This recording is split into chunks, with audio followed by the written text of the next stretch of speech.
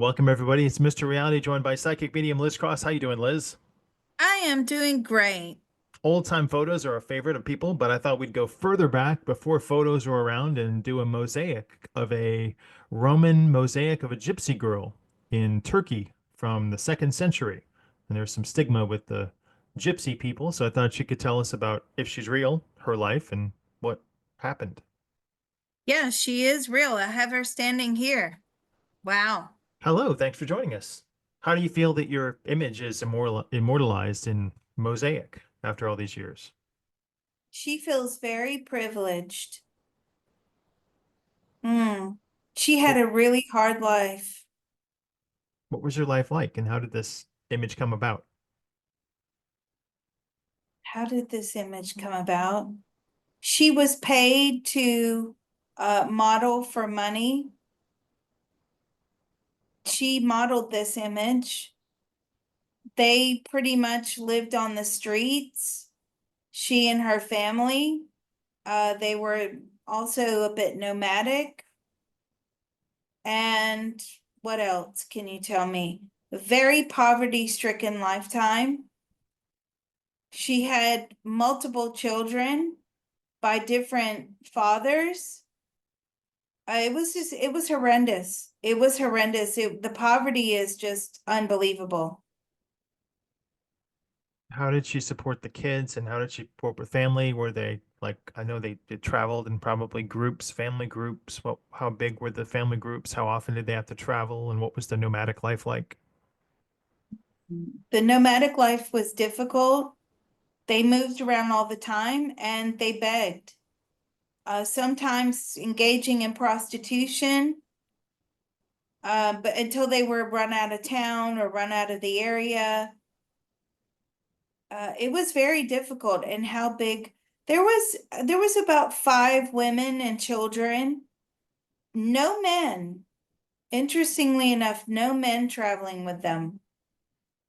What were the men in the group engaged with? Were they conscripted or No, no, they just didn't really support the family.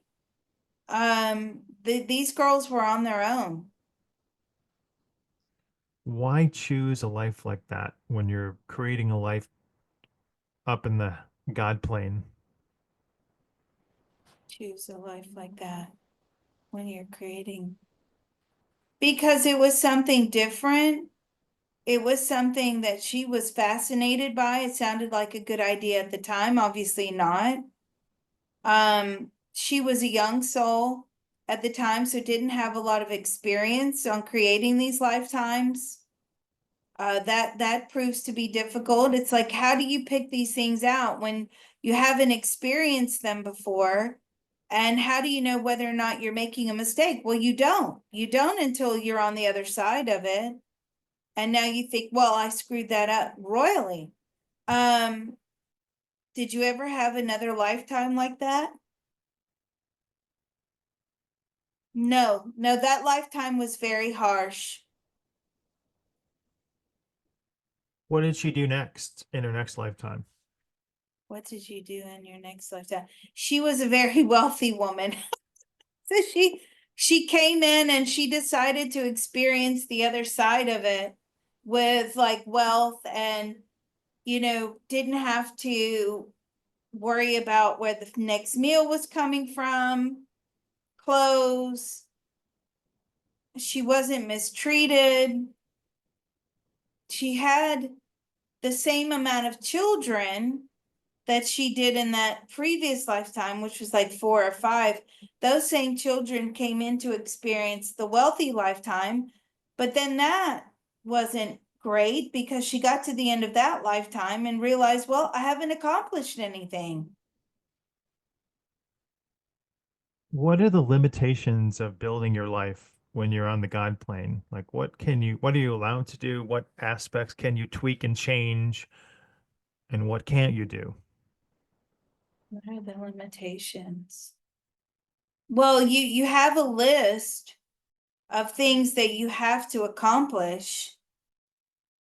You have to put those things on the list in the lifetime.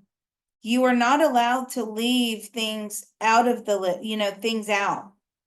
You have to find a way to incorporate them in, and how you're going to overcome them, resolve them. So that's one limitation. She believes that she's limited by her soul family, and that you have this idea of having to stick to a soul family and it not being more free, like, oh, you be my mom this time and you be. She said that's very difficult. That's another limitation, because even if you want to leave the soul family, you may not be able to find a soul family that wants you. When you go shopping for new soul families, are you pretty much an open book and you show them all the karmic baggage you've got coming along? Are there like open Airbnbs on the other side for joining a new soul family? Oh yeah, that's a good question.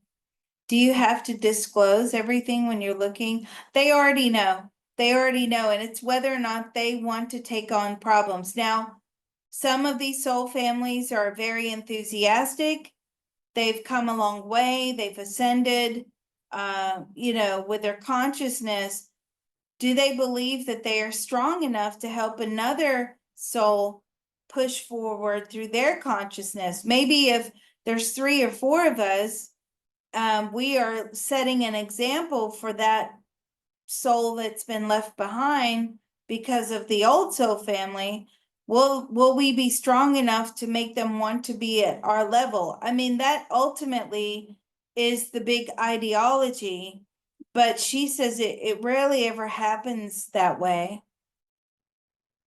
From the point of view of your soul now, what would you like to tell this girl in the mosaic? Hmm. That life doesn't have to be this hard. It needn't be this hard. There's a certain level of difficulty, and that should be sufficient. Do we choose the difficulty level? Yes, we do. Our souls choose the level of difficulty that we experience. Yes. Who gives us this list of things that need to be checked off in that lifetime? Is it Source? Is it your soul family or some other agency? Who gives you this list of things that need to be checked off in this lifetime? Like, is it somebody? It's like the advisors. They check and recheck your list. I mean, you have to make your list, but they check and recheck to make sure you're not leaving anything out. And how are you going to incorporate it in? What makes them the advisors? What makes them, well, they're ascended beings. They're no longer on in the reincarnation cycle. So because So, they completed that, they've been appointed to be the advisors. but they haven't done it recently. So, how do they know what it's like down here? Aren't they missing some boxes, I would think? If you're in upper management and you haven't been working with folks in a while on the ground, Mhm. It sounds like any other structure, public service structure, like police, fire, medical, teaching, nursing. You've been off the floor for so long, and yet how do you know you feel so far removed? Yeah, that makes sense. I mean, are they far? Yeah, they are far removed, but their job is to make sure that your list has everything in it, that you're not leaving things out. how many lifetimes has she had since the second century mosaic? Since the second century mosaic, about 50. That's not very many. Is she currently incarnated? No, So she around 100 incarnations, possibly? a year around 100. No. Human incarnations? Mm-hmm. No, she's more closer to like 300. Okay, so there were a lot more that she had prior to her incarnation as in Rome. Oh God, yeah, because humans have been around for gosh, thousands and thousands and thousands and thousands of years. She was around in the Neanderthal caveman times. So she's been here. She's been through a lot. She's had a lot of tribal lifetimes, a lot of nomadic lifetimes where she was migrating, a lot of migration lifetimes, trekking through deserts and forests and yeah.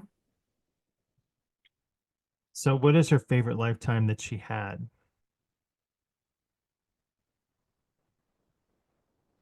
Was it the last lifetime? I feel like it was the last lifetime she had, which was in the 1800s. And what were you doing in that lifetime that was so, hmm, were you a cleaner in that lifetime? Well, she did clean, but were you employed as a cleaner in that lifetime? No. So I can see in the 1800s she had a house and she had her children again. She had a husband who was often not there. All her needs were provided for. I mean, she worked very hard cleaning and cooking. She had to battle some illnesses. So she says that the balance in that lifetime was actually really good. How many Um, times has she changed soul groups in her 300 or plus year or 300 plus incarnations? Soul family groups. 3 times. That's it. Hmm. We don't tend to change them as much as people would like to think. Yeah, three Yeah. times. And then what is she going to work on for her next life? And what, since you tell us what the questionnaire looks like and what other things, we'd be surprised that you need to fill out. What are you working on for your next lifetime? So she's coming back full throttle into the tech. Okay. She's going to be married to some tech tycoon billionaire. I'm like, well, you got that right. So she does again, she doesn't want to go through this level of poverty that she did in this particular lifetime where the mosaic is from. But being a billionaire is fraught with lots of difficulties as well. So many She's going problems, to let me tell you. be, yeah, right. Uh, it's going to be a very, very lonely lifetime in that lifetime. She has to experience loneliness, which is something she's rarely experienced because she's always been surrounded by her family. So Hmm. in the next lifetime, the kids, the kid portion of the soul family, they're sitting one out. They're going to sit one out and let her experience extreme loneliness, like being in a large home with no friends, no family. Your only real connection is this husband or partner, spouse, whatever. And they're not going to be around that much. And it will Good be dog. extreme loneliness in trying to fight the depression that comes along, she says, with being extremely lonely. Maybe some cats, a couple dogs. But the question really was, I wanted her to share with us something from the other side that she's filling out in the questionnaire, which is a detail that might surprise us about something she has to fill out before she comes down. Detail that you have to, is there something that you have that's a detail? There's an explosion that happens, and this explosion has her local area, which is very, very toxic and is going to harm a lot of people, some sort of chemical factory, some sort of chemical explosion. I feel like, is this in the US? Yes, I feel like this is in the USA. And this is going to be out on the West Coast somewhere. Um, and it's not going to be safe to breathe. A lot of people are going to flee the area because of this chemical explosion. Is this coming anytime soon? No, no, this is not coming anytime soon. We're talking way into the next century. Next Uh, century? Okay, I shouldn't come back mhm. quick. And is it like an essay? Is it SAT? Like I'm trying to figure out what this questionnaire that she fills out over there looks like. Like a Scantron? What? Is it like a Scantron? I mean a bit like an etheric scan. So do you write it in like an essay form? I mean, yeah, you do. You do write it in a bit of an essay form. Now, if you're a really clever soul, you throw in a lot of good surprises in the end. So you're having to go through a big lesson. You're having to go through a massive upheaval, and then you want it to all make sense. Like there always has to be that enlightenment at the end of the lesson, and the hindsight moment where the light bulb goes off and you say, ah, now I get it. It all makes sense. It worked out perfectly. That's very intricate detailing that you have to put in there. And this is where the advisors come in. The advisors tend to help you with that if you're having trouble. So I'd like to have everybody just embrace that moment now so that you don't need to go through the kaboom at the end, because apparently there's one of those for all of us. Liz, thanks so much for this stirring questionnaire, and I really appreciate this woman coming forth, and I hope that she's safe in her next incarnation, and I appreciate each one of you out there. Thanks so much. Yes, thank you. And this was great. Thank you so much, Mr. Reality. Don't forget, he has a tip jar listed below. Thank you.